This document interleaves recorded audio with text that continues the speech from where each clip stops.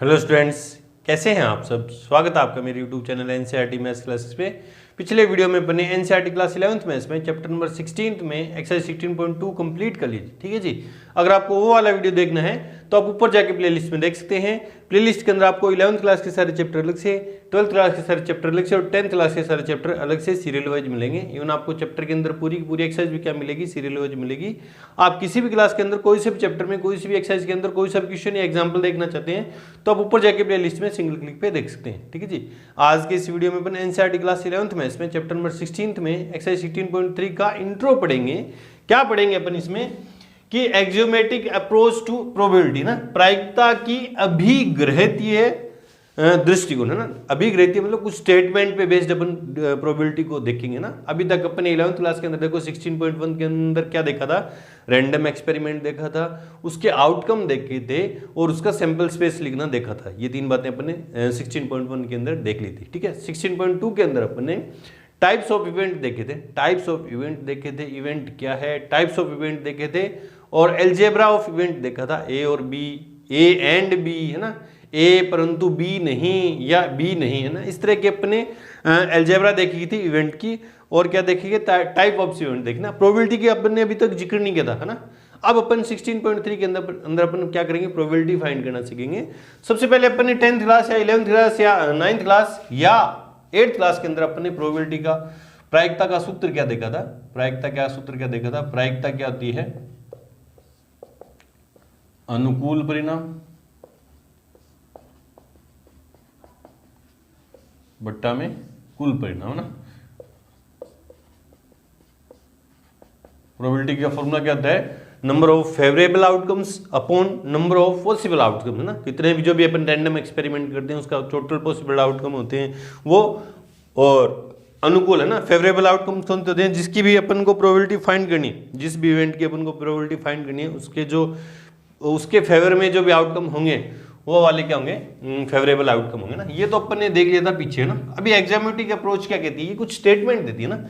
ये कुछ क्या देती है, स्टेटमेंट देती है। वो क्या कहती है, मान लो किसी रैंडम एक्सपेरिमेंट का कोई सैंपल स्पेस है ना। इधर तो अपन थ्योरेटिकल जो बुक ने लैंग्वेज दी उसके बारे में चर्चा करेंगे, इधर अपन एग्जाम्पल के थ्रू ये जो तीनों स्टेटमेंट है वो देखेंगे ना। मान लो ये क्या कह रहा है, किसी रैंडम एक्सपेरिमेंट का कोई सैंपल स्पेस है एस। सैंपल स्पेस को अपन किससे डिनोट करते हैं, एस से। उसमें क्या है, कुछ आउटकम्स हैं। आउटकम्स कैसे हैं, omega 1, omega 2, omega 3, omega 4, so on और ओमेगा n। ठीक है। ये तो था थ्योरेटिकल अप्रोच। इधर चलिए, इधर अपन एक एग्जांपल ले रहे हैं ना, कोई भी एग्जांपल ले रहे हैं। मान लो एक एग्जांपल अपन ने लिया, एक जो रैंडम एक्सपेरिमेंट लिया अपन ने, वो रोलिंग ए डाई ना, एक पास से को फेंकना लिया मैंने, एक रैंडम एक्सपेरिमेंट। तो उसका जो सैंपल स्पेस होगा वो क्या होगा, 1 2 3 4 5 6 है ना। इसमें 6 क्या होंगे, आउटकम होंगे। ठीक है। या इवेंट बोल दो, इवेंट बोलेंगे तो 6 इवेंट कौन से हैं, सिंपल इवेंट। ऐसे इवेंट आपको पता है, टाइप्स ऑफ इवेंट में अपन ने पढ़ा सिंपल इवेंट कौन से होते हैं, जिनमें एक ही आउटकम हो, वो सिंपल इवेंट होंगे ना। ठीक है। तो एक्सियोमेटिक अप्रोच क्या कह रही है, किसी भी इवेंट की या किसी भी आउटकम की जो प्रोबेबिलिटी है ना, किसी भी आउटकम की जो प्रोबेबिलिटी है, कोई भी ले लो, चाहे ओमेगा 1 ले लो, चाहे ओमेगा 2 ले लो, चाहे ओमेगा 3 ले लो, ओमेगा 4 ले लो, इस तरह से सोन ओमेगा n तक कोई भी आउटकम ले लो। तो जनरली मैं इसको किससे डिनोट करूंगा, ओमेगा i से। किसी भी आउटकम की जो प्रोबेबिलिटी है 1 या 1 से लेस होगी और 0 या 0 से क्या होगी, ग्रेटर होगी ना। ये पहली अप्रोच है एक्सियोमेटिक अप्रोच, जो कहती है वो फर्स्ट, उसका जो स्टेटमेंट है वही कहता है किसी भी सैंपल रैंडम एक्सपेरिमेंट के सैंपल स्पेस के किसी भी सैंपल पॉइंट की जो प्रोबेबिलिटी है वो 0 या 0 से ग्रेटर होगी और 1 या 1 से क्या होगी, लेस होगी। इसका मतलब ये है प्रोबेबिलिटी है ना, probability of omega i can not be negative and greater than 1। इसका मतलब यही तो है कि किसी भी इवेंट की प्रोबेबिलिटी जो है 1 से ग्रेटर नहीं होगी और 0 से लेस नहीं होगी। लेस नहीं होने का मतलब क्या है, नेगेटिव नहीं होगी। और 1 भी किसकी होती है ना, आपको पता है प्रोबेबिलिटी ऑफ 1, किसी भी इवेंट की प्रोबेबिलिटी 1 कब होती है, जो श्योर इवेंट होता है ना, श्योर इवेंट होता है। अपन ने देखा श्योर इवेंट कौन से होते हैं, जिनका अक्रेंस क्या होती है, श्योर होती है।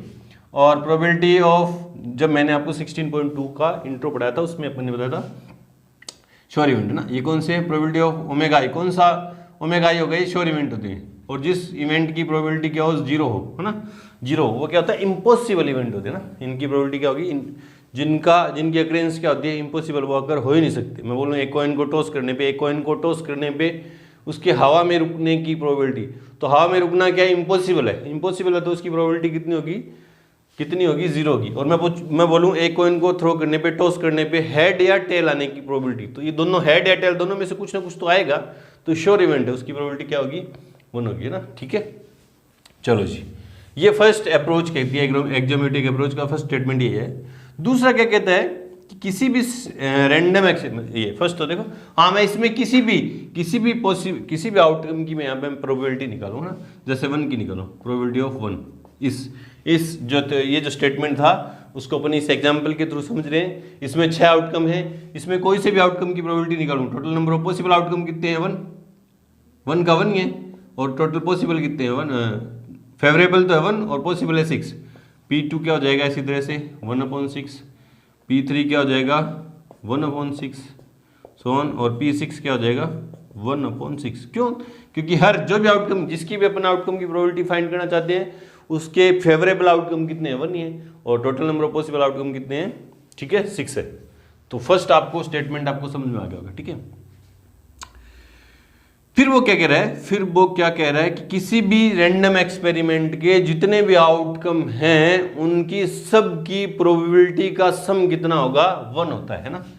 ये क्या कह रहा है कि किसी भी रैंडम एक्सपेरिमेंट के जो सैंपल स्पेस है उसमें जितने भी सैंपल पॉइंट हैं उन सब की प्रोबेबिलिटी का sum ω1, probability of P ω2, probability of ω3 plus on plus probability of ω_n, सबकी प्रोबेबिलिटी का सम कितना होता है, 1 होता है, ठीक है।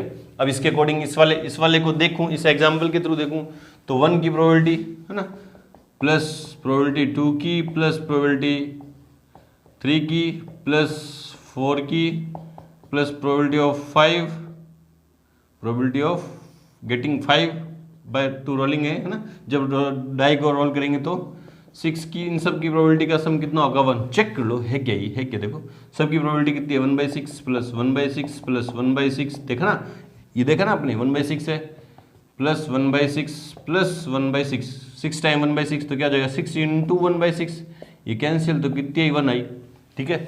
मतलब दूसरा स्टेटमेंट भी ट्रू है, मतलब ये इस एग्जाम्पल के थ्रू अपन समझ रहे हैं ना, दूसरा स्टेटमेंट की कह रहा है एक्सोमेट्रिक अप्रोच जो है। थर्ड जो है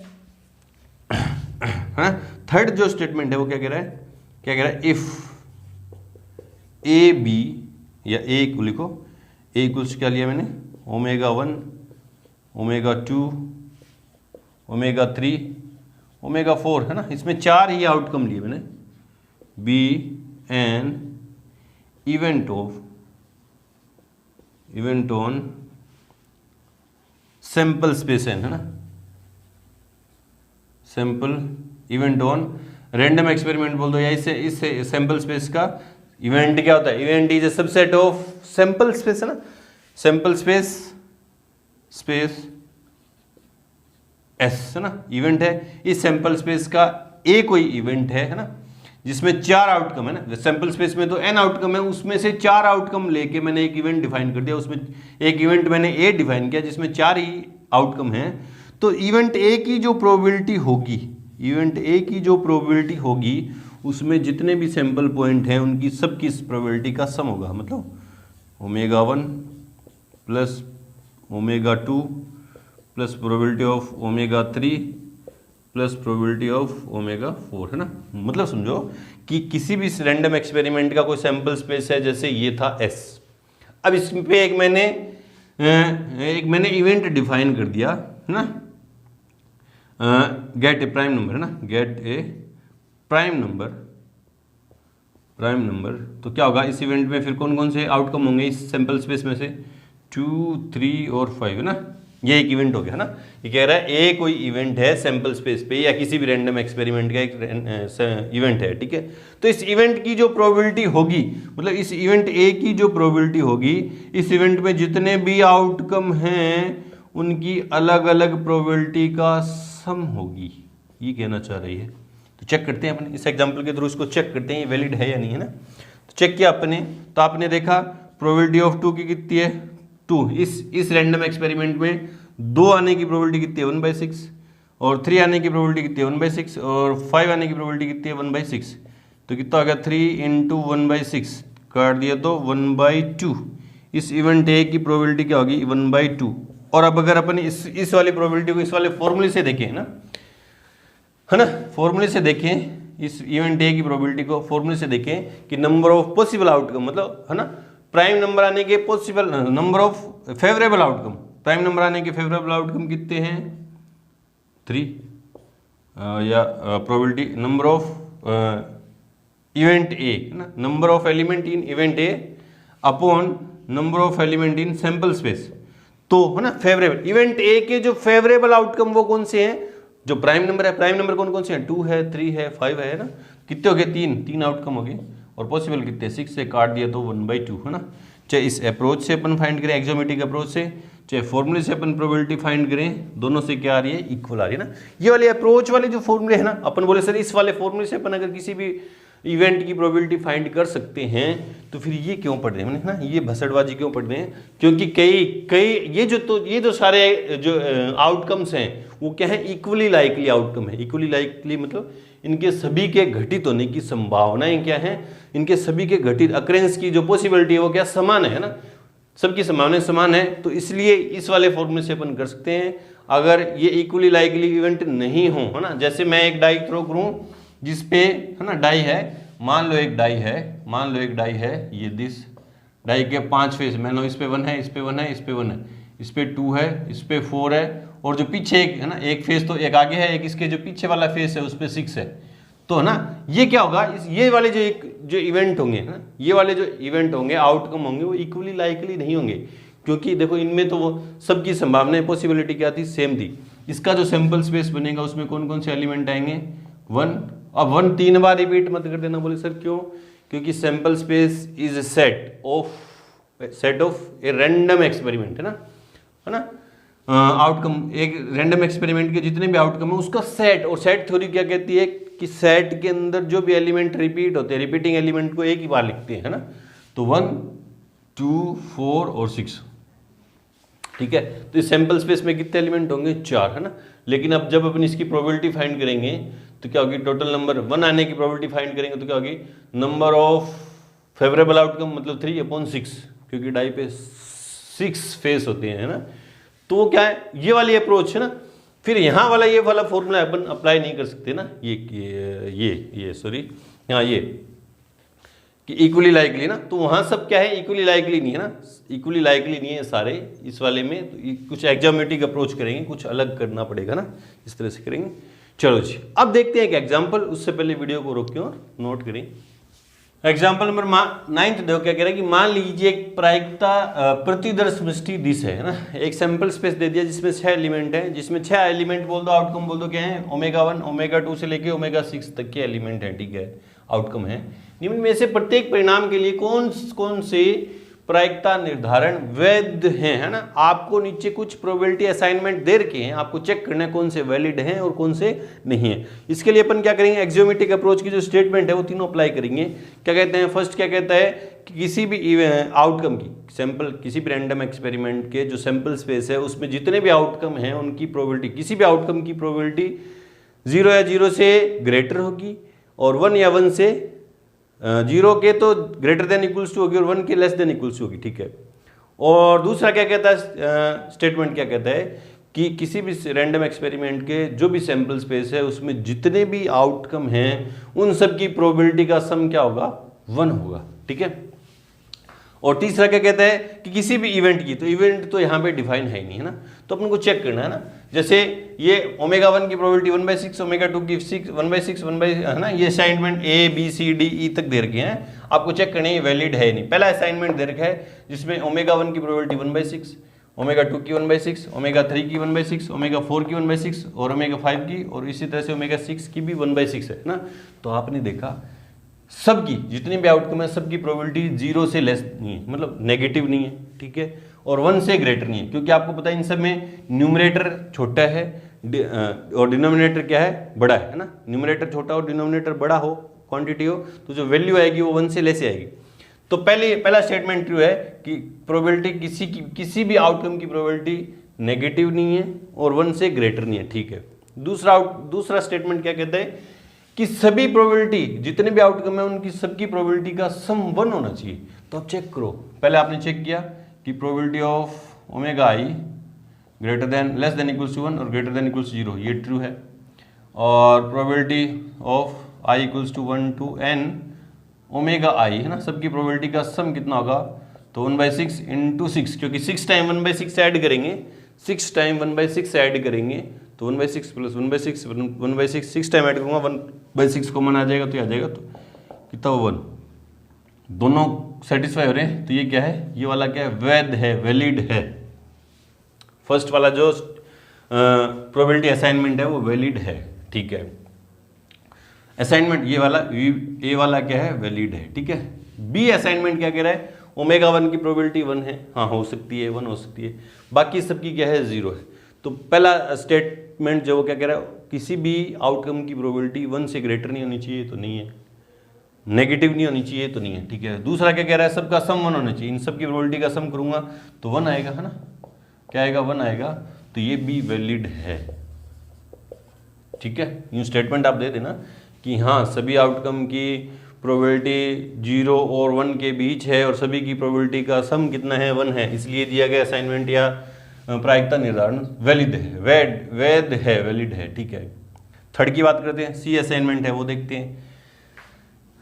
किसी भी आउटकम की प्रोबेबिलिटी नेगेटिव नहीं होनी चाहिए और 1 से ग्रेटर नहीं होनी चाहिए।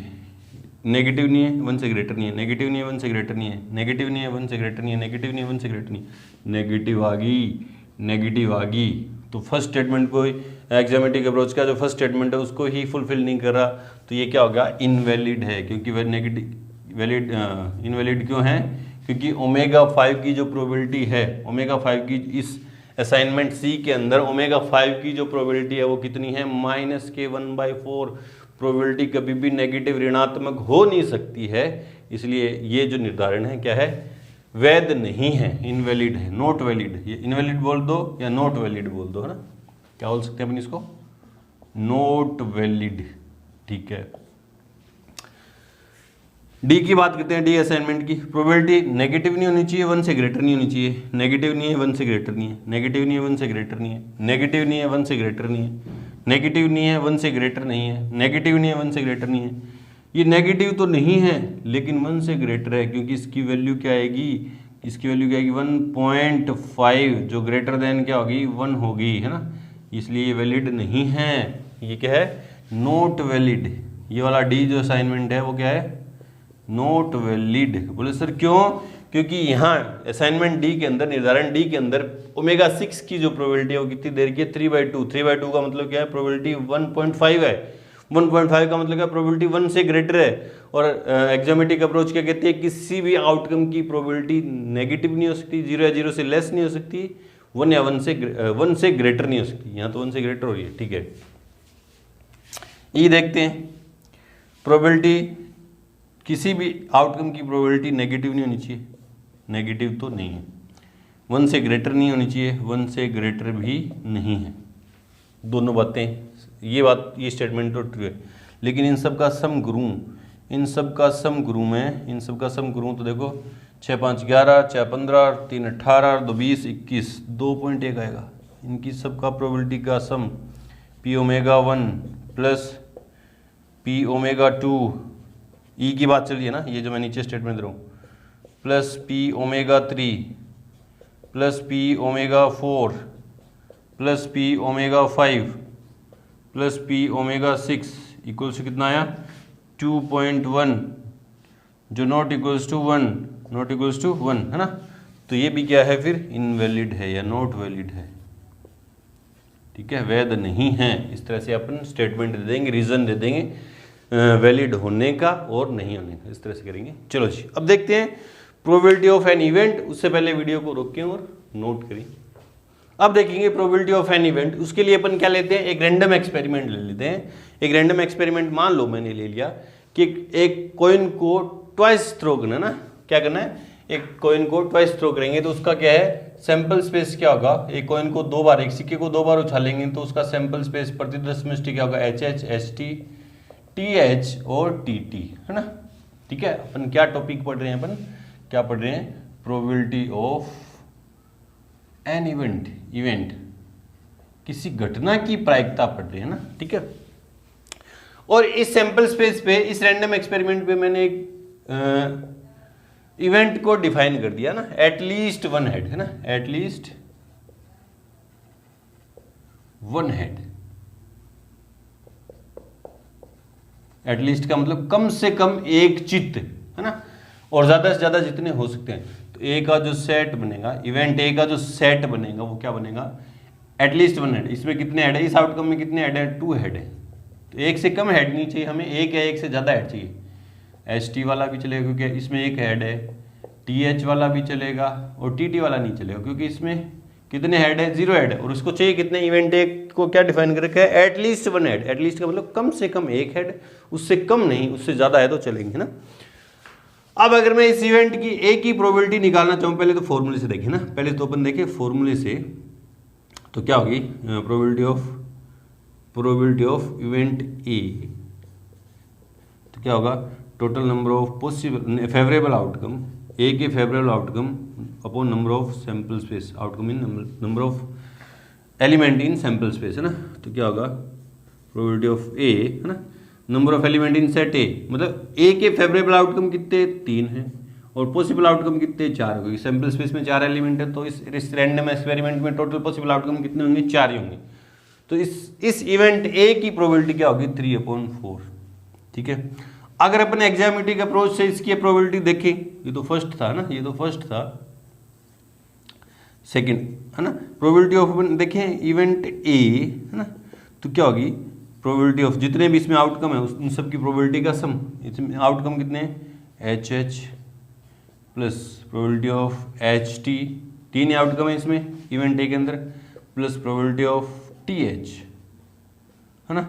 अब फिर देखें प्रोबेबिलिटी ऑफ एच एच की प्रोबेबिलिटी है ना, एच एच आने के ना, एच 2 हेड आने के फेवरेबल आउटकम कितने हैं, एक ही है, तो 1/4 प्लस इस फर्स्ट हेड सेकंड टेल आने के जो आउटकम है वो कितने, एक है, तो इसकी प्रोबेबिलिटी कितनी होगी, 1/4। T H first head second tail की प्रोबेबिलिटी कितनी होगी, 1/4। इसको सोल्व करेंगे तो भी क्या आएगी, 3/4।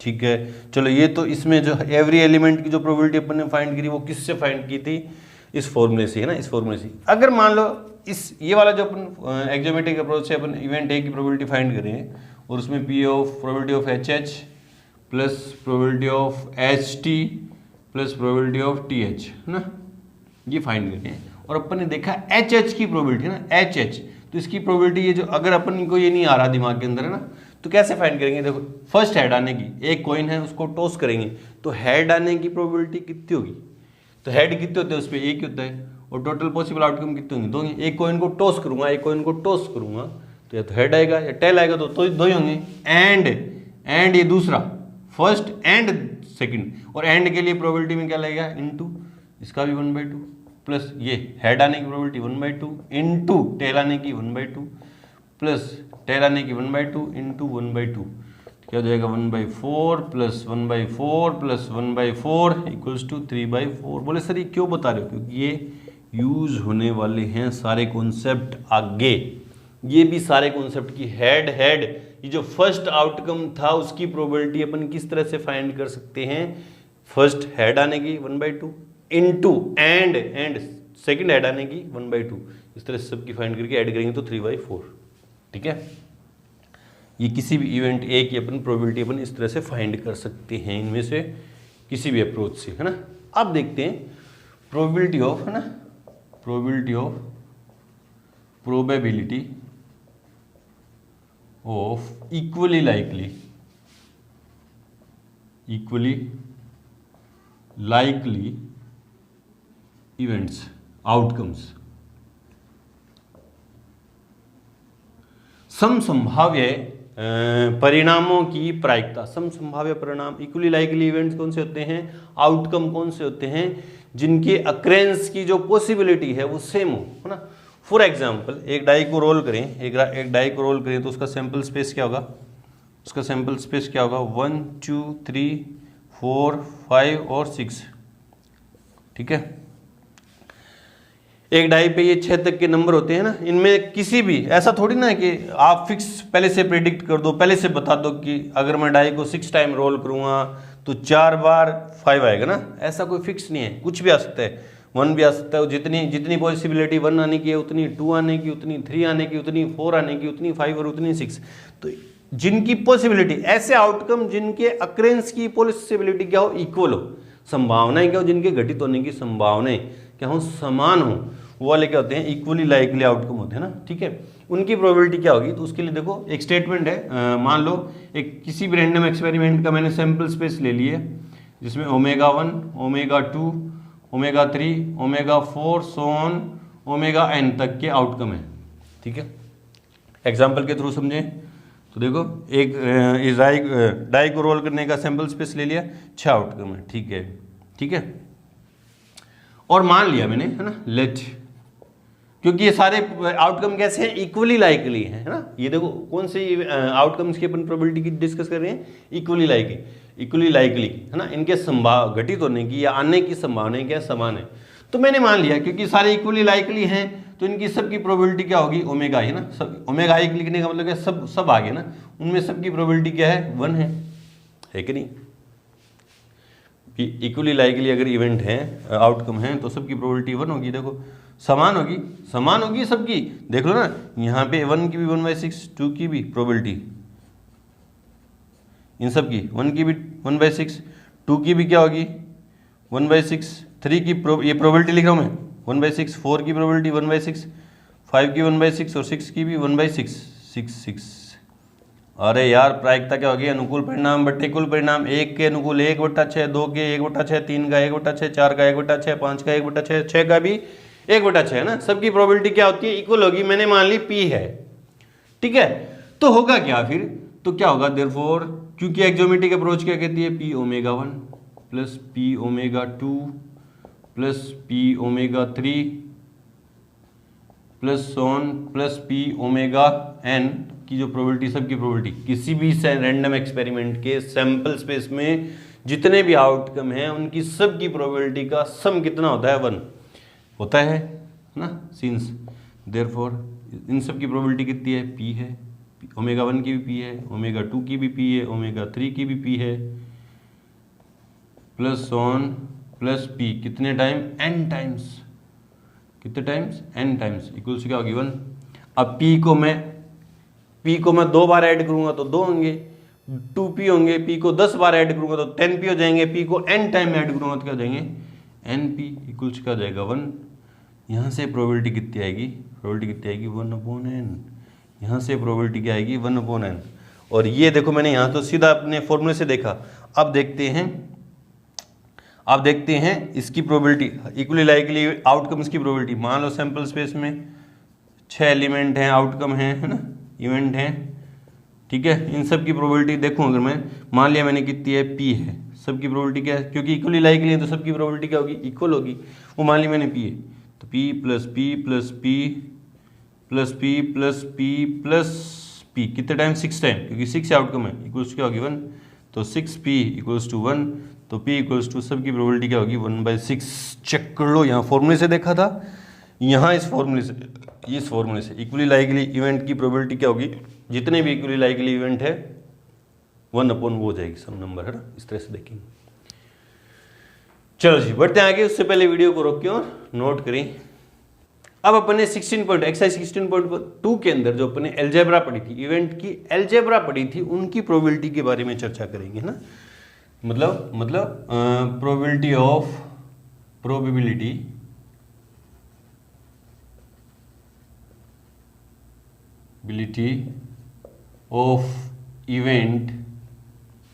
इवेंट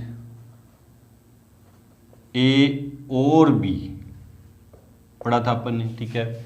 इसको किससे लिखेंगे, प्रोबेबिलिटी ऑफ ए ए और बी को किससे लिखा था, ए यूनियन बी, ठीक है। लिखेंगे किससे, ए इससे ना, ए इवेंट ए और बी की प्रोबेबिलिटी को लिखेंगे किससे, probability of A union B, ठीक है। होगी क्या उसके बारे में भी चर्चा करेंगे। Probability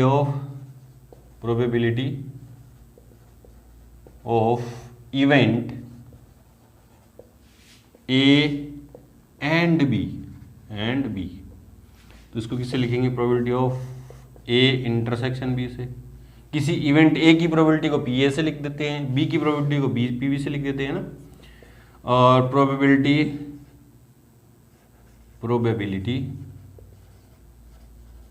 of event not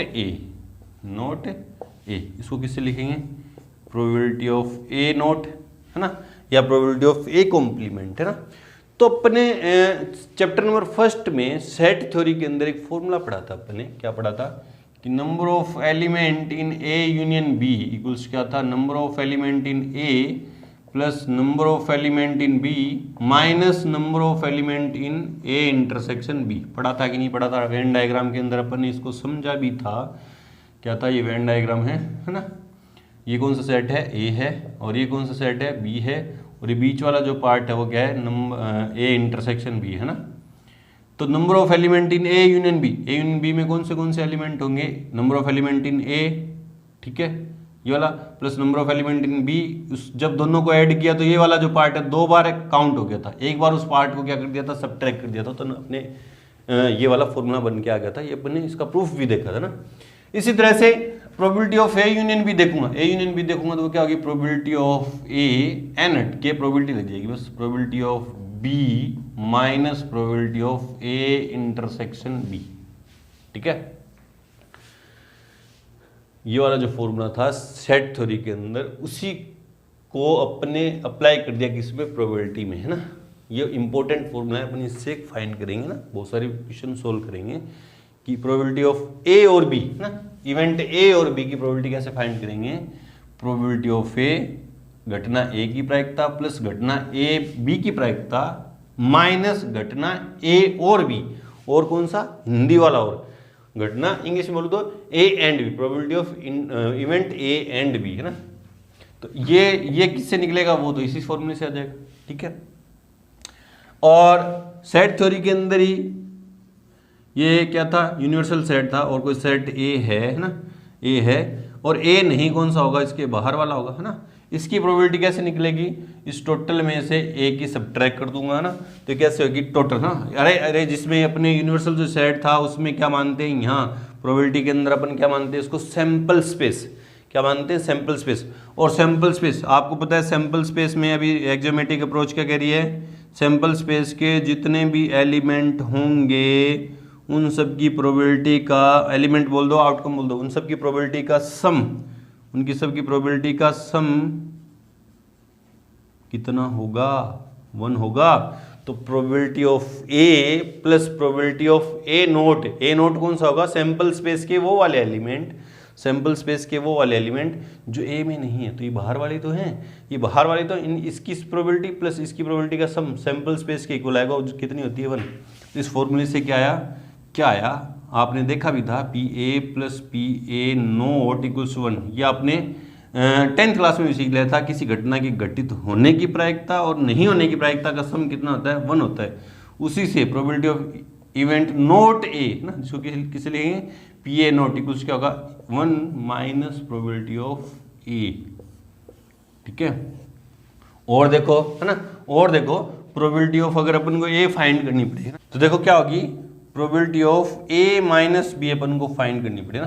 probability of A minus B, मतलब ए माइनस बी क्या कहता है, ए माइनस बी क्या कहता है ना। मान लो सैंपल स्पेस है 1 2 3 4 5 और 6, है ना, और ए को इवेंट है जिसमें है 1 2 3, है ना, और बी क्या है 3 4 5, है ना, या 3 4 है ना, बी इवेंट में 3 4 दो आउटकम है। तो ए माइनस बी क्या होगा, है ना, ए माइनस बी क्या होगा, ए के वो वाले एलिमेंट जो बी में नहीं है ना, तो क्या होंगे 1 2, तो ना ये इसी के लेके चले 1 2, ए में थे 1 2 3 और बी में थे 3 और 4, तो ए माइनस बी क्या होगा 1 2 ना। तो A probability of A minus B क्या हो जाएगी, probability of A minus probability of A intersection B, है ना। प्रोबेबिलिटी ऑफ ए क्या होगी, प्रोबेबिलिटी ऑफ ए क्या होगी 3/6, ठीक है, और माइनस ए इंटरसेक्शन बी क्या होगी 1/6, है ना। ए इंटरसेक्शन बी में देखो, ए इंटरसेक्शन बी में क्या होगा, क्या होगा 3 होगा, ए के एलिमेंट होगा 3 ना, तो क्या आया 2/6, तो क्या आया 1/3। तो देखो ए माइनस बी अगर मैं फाइंड करना चाहूँ, ए माइनस बी अगर मैं फाइंड करना चाहूँ तो 2/6 ही आएगा। ए माइनस बी, ए माइनस बी, ए माइनस बी में कौन कौन से एलिमेंट होंगे, 2 एलिमेंट होंगे, 2 एलिमेंट है तो उसकी प्रोबेबिलिटी क्या होगी, अनुकूल परिणाम बट्टे कुल 2/6, तो 1/3 आएगी। और इस फॉर्मूले से देखूँ तो ए की प्रोबेबिलिटी कितनी है 3/6, देखो ना 3/6 ही रही, क्योंकि ए में कितने एलिमेंट है, इवेंट ए में कितने एलिमेंट है 3 है, तो 3/6, माइनस ए इंटरसेक्शन बी में कितने हैं, एक एलिमेंट है, तो 1/6। इससे देखेंगे तो भी आएगी, एग्जाम्पल के थ्रू सीधा देखेंगे तो भी यूं ही आएगी, है ना, इस तरह से देखेंगे। चलो जी, अब बच गए इसमें क्या बच गए, एग्जाम्पल्स है ना, इसमें इस इंट्रो में क्या बच गए, एग्जाम्पल्स। वो इस वीडियो की ड्यूरेशन को देखते हुए इस एक्सरसाइज के इंट्रो की जो एग्जाम्पल्स हैं वो करेंगे सेकंड पार्ट में। तो मिलते हैं अपनी एक्सरसाइज 16.3 के इंट्रो के सेकंड पार्ट के साथ, तब तक के लिए गुड लक, थैंक यू।